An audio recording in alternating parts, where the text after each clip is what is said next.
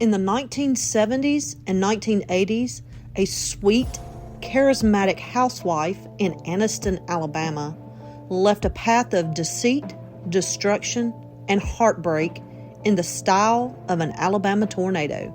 No one was immune from her destruction. She finally had to answer for her crimes. Or did she? This is the story of Audrey Marie Hilley.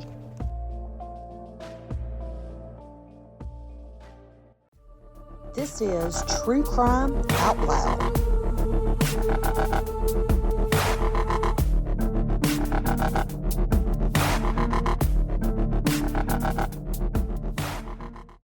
I'm your host, B. And I'm your host, Jen. And this week, we wanted to cover a case of a female killer, but narrowing it down was very difficult.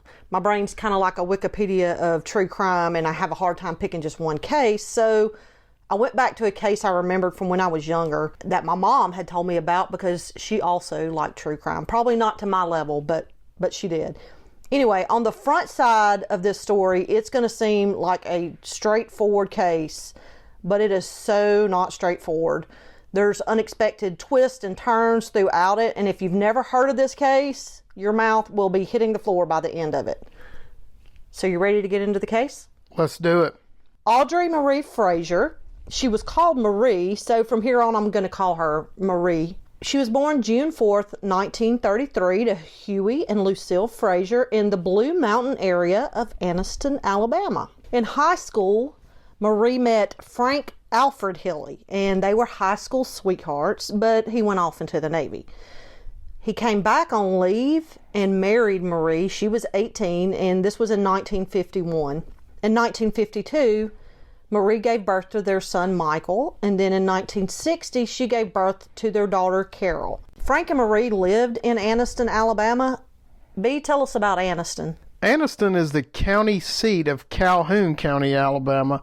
Its nickname is the Model City, and to give you kind of a rough idea of size, the population was nearly 32,000 residents in 1970 and about 23,000 in 2010, so it shrank a little bit, and I'll get to why that is.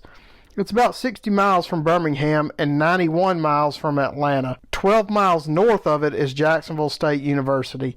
This is the biggest reason for the population decline. It is the former home of an Army base known as Fort McClellan, where Army MPs were trained. Anniston also has the distinction of being the birthplace of serial killer Nanny Doss. That's actually in the Blue Mountain area, near where Audrey Marie Frazier was born. Let's go on to talk about Marie. She loved the finer things in life and liked to associate with prominent members of society.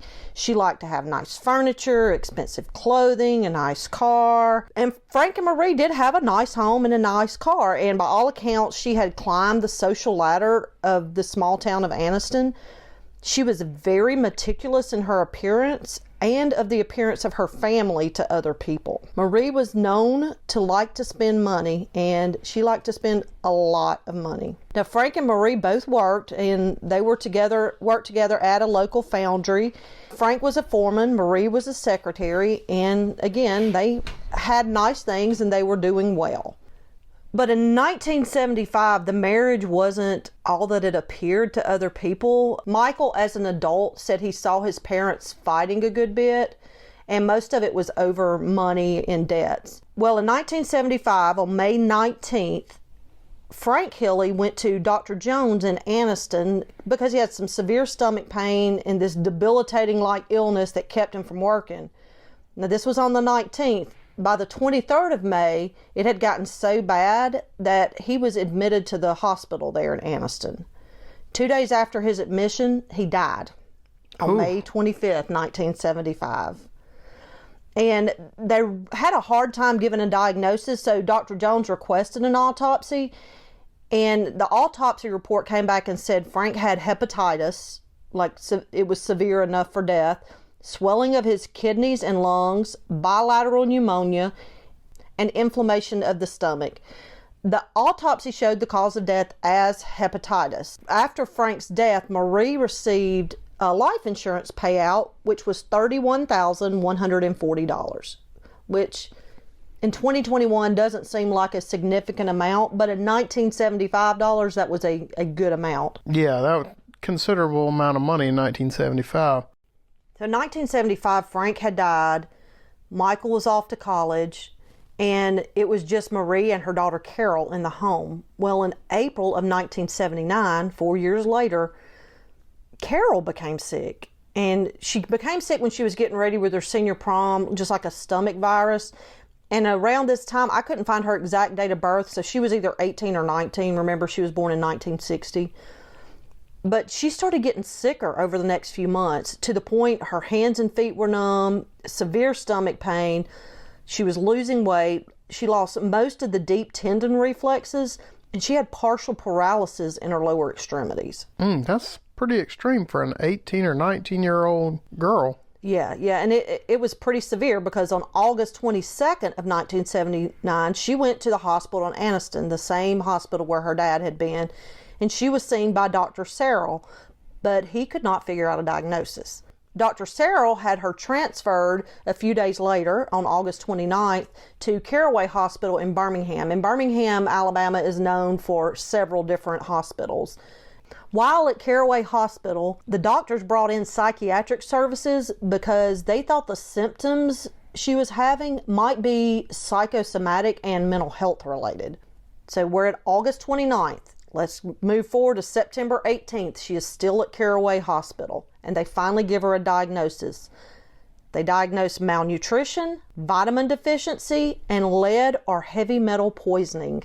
Well, that afternoon, Marie had Carol discharged because she did not like the diagnosis. And the staff said that Carol had gotten worse while being at the hospital instead of better. The next day, on September 19th, Marie took her to the University of Alabama at Birmingham Hospital, which locally is called UAB, and it is a top-rate hospital known all across the country. She took her there hoping to have some other diagnosis than what was given at Caraway. So on September 20th, while Carol is being seen at UAB, Birmingham police came to the hospital and arrested Marie on some warrants through Anniston Police Department for check fraud. That's strange, too. Yeah, it's strange that a check fraud, that they would arrest a mom who's there with her daughter, but obviously there's some other things at play here. Right. While at UAB, doctors noticed that Carol had Mees lines on her fingernails. Yeah, I've heard of Mees lines. Those are, for those not aware, those are white lines across the fingernails and toenails. And it's often an indicator of arsenic, thallium, or other heavy metal poisoning. Well, they saw these lines, so they ended up testing Carol, and she tested positive for poisoning, with results showing 50 times the normal amount of arsenic that should be in the human body. Ooh. Which it is normal to have arsenic in your body, but she had 50 times that amount. So after Marie was arrested on these check charges, Carol began to improve. We move forward to October 3rd of 1979, where the Alabama Department of Forensic Sciences confirmed that Carol's hair tested positive for arsenic, with 100 times the normal amount near her scalp, and then down toward the ends of the hair, it was normal amounts, which showed she had been poisoned with increased amounts for a period of 4 to 8 months. Wow, that's crazy. Yeah, so, well, that's not all that happened. On October 3rd, when the poisoning is confirmed by DFS, they exhumed Frank's body. And you can see that coming, because Dr. Jones in Anniston was obviously puzzled by what had caused Frank's death, so. Yeah, well, on October 6th, Frida Adcock, who's the sister of Frank Hilly, went to her mother's house. And she went there because Marie had kept some things at the home when she had visited and stayed with Frida's mother for a short period of time. So Frida went through Marie's things and found a container of an unknown substance and turned it over to Anniston police. They tested it. I'll let you guess what it was. I only need one guess. No need for 3 guesses. I'm guessing it was arsenic. It was. So on October 9th, while she's being held on those check charges, she's arrested for the attempted murder of her daughter, Carol. Also, they had searched her purse when she came into the Anniston Police Department, They located a vial that was in the purse that was also sent for testing. And want to guess what it was confirmed for? Also arsenic. That's a fact. October 21st, Frida was going through things again, and she found a container of a rat poisoning in Marie's things, and she again turned this over to Anniston police, and it was confirmed to be 1.4 to 1.6% arsenic. So she was getting her arsenic from rat poison and putting it in other things, keeping it in vials and bottles. And on November 9th of 1979, Marie Hilley was released on bond. After her release, she checked into a hotel under the name Emily Stevens with an agreement to meet her attorney at this hotel on November 18th. So from November 9th to November 18th, she was going to be at this hotel until her attorney got there. Well, the attorney showed up on the 18th as agreed, and Marie was gone. Gone. There was a note that was left behind that said Marie had been kidnapped and not to look for her. On January 11th of 1980, Marie was indicted in absentia for the murder of her husband, Frank Hilly. Yeah, and I'm going to jump in and explain a little bit for those maybe not familiar with the term indicted in absentia. That basically means that the court proceeded on charges although the defendant wasn't physically present. It's Latin for absence. And like I think we've discussed in earlier podcasts, an indictment just means that there's probable cause to believe that this crime committed. It basically is the step in the judicial process that paves the way forward for a trial. Well, let's talk about some of the evidence that they found after the fact and some other things that happened that look suspicious. After Frank died, Marie refurnished her home. She bought a new car, new clothing, and jewelry. And so she ran out of money, but when she ran out of money, she just kept on spending. So Michael, the son of Frank and Marie, when he was 18, that's when his father became sick. He said during the months prior, he, along with his father and his sister Carol, all had stomach issues and sickness. But he said once he left for college, his symptoms went away, but his dad's got worse. Michael, like we said earlier, knew of all the tensions in his parents' marriage, but he said it was mainly due to debt created by Marie. Michael said his father was found one night in the front yard, and he was in a state of confusion. He had ashen skin, and he showed signs of jaundice. Michael said when his mom ran out of money and the debts piled up, creditors began calling him, and his mother had told him, "My son Michael's going to take care of it." Well, Michael came back to Alabama from Florida to try to help his mother, but he also wanted to confront her with what was going on. He said while he was there, he became sick, and he recovered in a few days and went straight back to Florida. The family was suspicious because they thought Carol's sickness was similar to that of her father, Frank's. When Frank was sick, there wound up being testimony later on that Marie gave him injections. And they discovered that she was doing the same thing for Carol. Michael contacted Carol's doctor and learned that Marie was not authorized to give Carol injections. So he called the Anniston police and told them, and that's when he learned his mother was already under investigation for check fraud. While in Caraway Hospital, Carol said her mother had given her 2 injections and said it would help with her leg weakness, but Marie told her she had to keep it a secret because her friend Doris Ford, who was an RN, had given them to her and she would get in trouble. So the mother is giving the daughter injections while she's in the hospital. That is true. So July of 1978, now remember Carol got sick in 1979. In July of 1978, Marie had applied for life insurance on Carol in the amount of $25,000 with an additional $25,000 accidental policy, and that went into effect August of 1978. A few other things happened in that time frame. 1975, Marie's mother Lucille died. November of 1979, Marie's mother-in-law Carrie Hilly died. Also, police said during the late 70s, she continuously called the Anniston Police Department about prowlers and threatening phone calls. They also analyzed that kidnapping letter that was left behind when Marie was gone from the hotel, and they showed the handwriting to be similar to that of Marie. No shock there. That was pretty thin. Yeah. Well, on November 19th of 1979, there was a break-in at the home of Marie's aunt, and Marie's aunt's car was taken along with women's clothing and an overnight bag. And there was another letter left behind. It said, "Do not call police. We will burn you out if you do. We found what we wanted and will not bother you again." But she called the police, of course. So that's the day after the attorney, she was supposed to meet the attorney at the hotel. That is a fact. And she got what she was looking for, women's clothing and a car.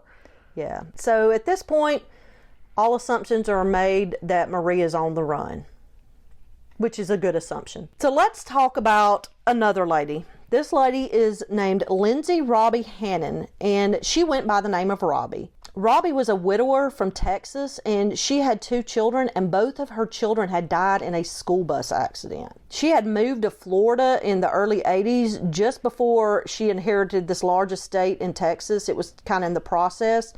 And once she moved to Florida, she met a man named John Homan. And in 1981, they married. Well, they moved from Florida to New Hampshire. The thing about Robbie is she had this rare blood disorder. It didn't cause her to be sick a good bit, but it could be fatal. Robbie, once in New Hampshire, everybody said she made friends easy. She got along well with her co-workers. She had a good marriage. Well, 1982, she tells her friends, her co-workers, her husband that she had to go back to Texas to get treatment for this blood disorder that could be fatal, and also to visit her twin sister, Terry Martin.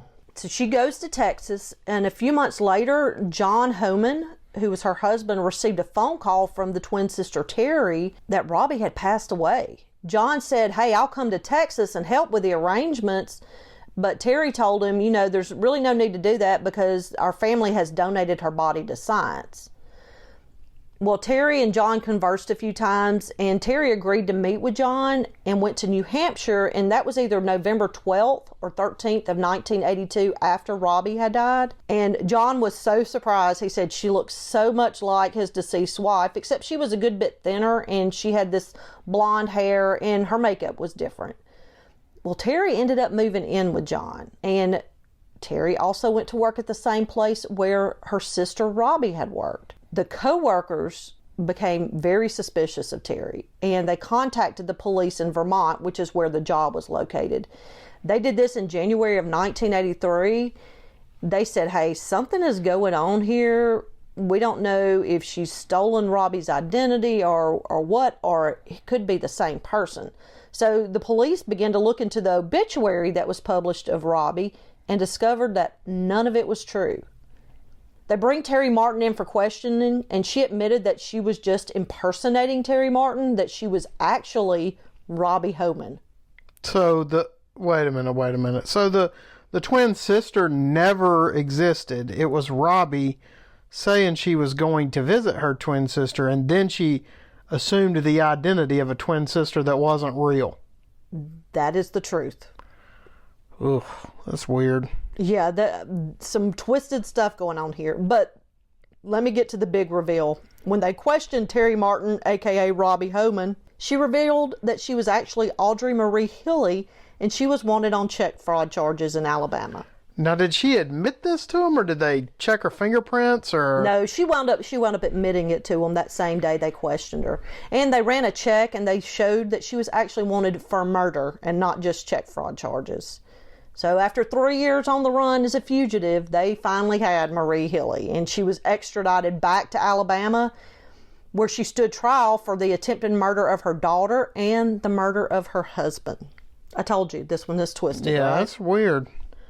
So let's talk about the trial now. John Homan, who was married to Robbie Homan, a.k.a. Terry Martin, a.k.a. Audrey Marie Hilley, said he never suspected that Robbie's real identity was Audrey Marie Hilley, and he also did not suspect that Terry was actually Robbie. I mean, I don't know. Maybe. That's weird. I can understand how he wouldn't have drawn any correlation between Robbie and Hilley, but I don't know. It's hard to say. You would have to see how Terry looked. He noted that Terry favored his wife, and siblings do, particularly twin siblings, but I don't know. That's strange. That's really strange. Yeah, well, he supported her through the trial, and he even moved to Anniston to be closer to Marie. So, okay. Now I can see him not knowing who she is, but he finds out that this woman has lied to him about who she is and that she's on trial for murder. Someone else. She's someone else, and she's on trial for murdering her husband, and he moves closer to support her. Yeah. That just goes to show you the level of manipulation that she was able to convince this man, whatever she was able to convince him of when she was going on trial, that she was innocent of these charges. Yeah. Well, a fellow inmate in the Calhoun County Jail named Priscilla Lang said Marie had confessed to her that she had poisoned her husband by putting arsenic in his food over time. They had a doctor that testified in reference to the first autopsy that was done of Frank that said he died of hepatitis. This doctor said that the symptoms of hepatitis and arsenic poisoning looked pretty similar. During his autopsy at the time of his death, they did not check for arsenic. They had no reason to, or even to suspect that there was poisoning going on. Right, without any reason to check. That's probably not something that's routinely checked for.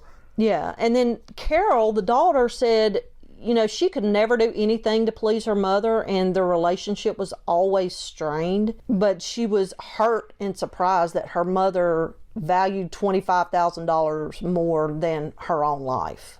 Audrey Marie Hilley was found guilty on all the charges, and in June of 1983, she was sentenced to life for the murder of Frank, plus another 20 years for the attempted murder of her daughter, Carol. And also that same year, in 1983, she began her sentence at Julia Tutwiler Prison for Women in Wetumpka, Alabama. And that's the end of the story, huh? Yeah. No, I told you, twist and turn. Hang on, you're going to hear it. So, of course, the story does not end here. There's even more to it. Marie goes to prison at Julia Tutwiler, and she's charming, she's calculated, she's manipulative, but it worked in her favor, and they started giving her one-day passes, but she always returned on time and never had any issues. One-day passes for a convicted murderer. Yes, convicted with a life sentence plus 20. Nice. She had done so well with her one-day passes. In February of 1987, she earned a 3-day pass. And she spent this 3 days with John Homan, her husband of Robbie, Terry, Marie. But she spent the time with him in Anniston. The guy who thought he was married to Robbie and possibly her sister Terry, but had no idea that it was really Audrey. Whew. Yeah. I know. And I questioned, was the marriage even legal? I mean, since he married her under the name of Robbie, but she wasn't really Robbie? There's no way it could be legal. I mean, that's not really her.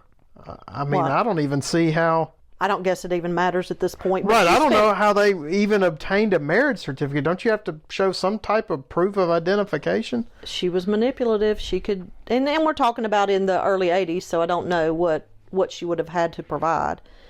Anyway, so she spent these 3 days with John in Anniston, and they stayed in a boarding house. On the day she was supposed to return to prison, she told John that she was going to go visit her mother's grave there in Anniston. Instead, she didn't show back up at prison. Surprise, surprise. Yeah. The police, knowing the history of Marie and her being a fugitive, they searched for her, but figured, she's probably far away from here by now, like she had done before when she went to Florida and then New Hampshire. But on February 26, 1987, a woman was found crawling on the back porch of a home in Anniston. This woman was wearing a blouse, slacks, and a light jacket. She was in bad shape. She was muddy, she had scratches, torn clothing, and she was barely conscious. But she told the people her name was Sellers. I'm assuming she told them that was her last name. Mm-hmm. Medics responded and transported her to the hospital, the same hospital where her husband and daughter had been. They said she was initially conscious when they arrived, but before reaching the hospital, she was unconscious.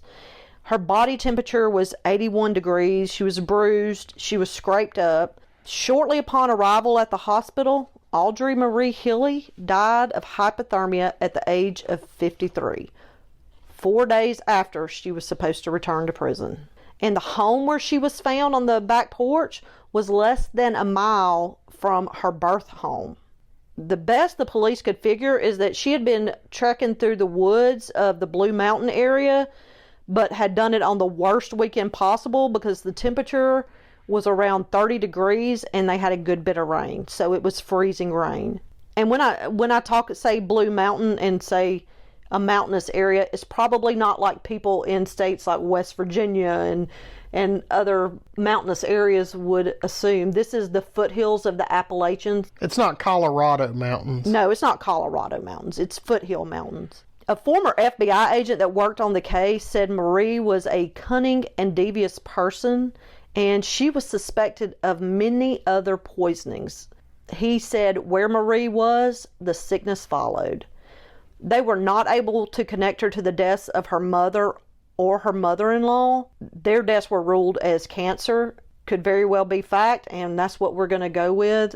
But these other poisonings, I mean, it was people from the neighborhood, it was other family members, but Frank is the one that died from it. After Marie's death and her getting these passes from prison, opened an investigation into the prison's furlough system, because they're like a life sentence and she gets a 3-day furlough.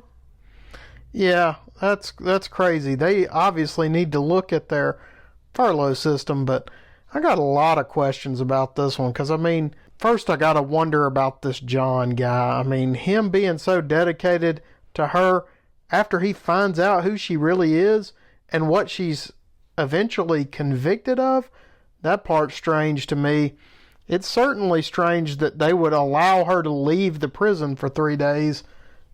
And I mean, I know it was 1987, but come on, that's not that long ago. That's just inconceivable to me. The other thing I wonder, did you find any information about her 4 days on the run, I guess you'd say? It doesn't look like she made any real effort to put any distance between her and Anniston police or the prison officials that she knew would be looking for her. Last time, she broke into a family member's house and stole a car and all this. Now it just kind of looks like she wandered around in the rain until she died. Well, we don't really know. I mean, it may have been that she walked away with the intentions of trying to steal a car or get a bus ticket or something, but she wasn't able to, and for whatever reason, they feel that she was in the woods this entire time. Yeah. That's just strange to me. That seemed to be a departure from her, what you would expect from her, I guess. Yeah, well, the Anniston Star is the local paper there in Anniston, Calhoun County area, and a former reporter, Robin McDonald, wrote a book, and the name of the book is Black Widow. Read it if you get a chance. It tells all about Audrey and Frank and gives you a lot more detail than what we're able to cover in this podcast. But one final twist to all this I want to tell you about. Marie is buried in Forest Lawn Gardens Cemetery in Anniston, Alabama, next to Frank, the husband that she killed. See, I don't see how the family allowed that to happen either. Well, I don't know. I mean, I feel for this family, especially Michael and Carol. They have to live with the fact that their mother was a murderer. And Carol, bless her heart, if I saw her right now, I would want to hug her and just tell her that she's loved, because her mother tried to kill her for $25,000 and then ran off and left her. Yes, certainly a strange one. We want to ask a favor of all our listeners. If you enjoyed the podcast, please share it. That'll help us keep the episodes coming. Also, if you go to our website or any of our social media pages, you can share from there.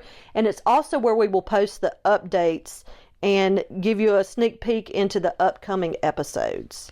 And as always, you can reach us by email at truecrimeoutloud@gmail.com, Facebook and Instagram at truecrimeoutloud, and Twitter at TCOutloud. All of our sources for this podcast, along with pictures, can be found on our website at www.truecrimeoutloud.com. We'll see you next week.